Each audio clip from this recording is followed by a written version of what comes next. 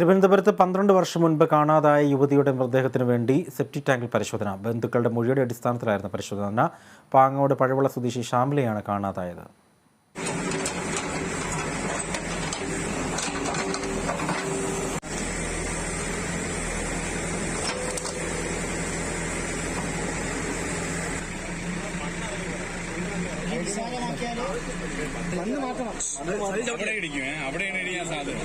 മലപ്പുറത്ത് ഹോം നഴ്സായി ജോലി ചെയ്തു വരുന്നതിനിടെയാണ് ഷാമിലയെ കാണാതാകുന്നത്. 2 കുട്ടികളെ സഹോദരിയുടെ വീട്ടിൽ കൊണ്ടുവിട്ട ശേഷം മലപ്പുറത്ത് വീട്ടുജോലിക്ക് പോയതായിരുന്നു ഷാമില.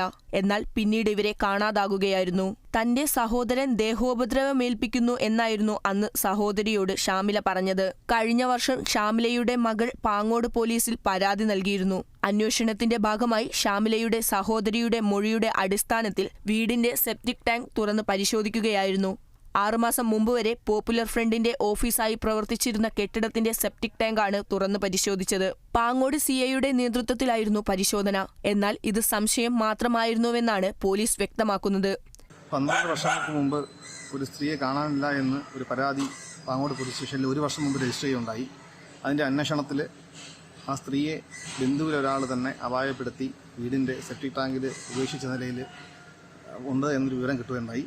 അതിൻ്റെ അടിസ്ഥാനത്തിലാണ് പോലീസ് അന്വേഷിക്കുകയും കളക്ടറെ ഇന്ന് ഉത്തരവ് വാങ്ങി നിയമാനുസരണം ഓപ്പൺ ചെയ്ത് നോക്കുകയും ചെയ്തത്.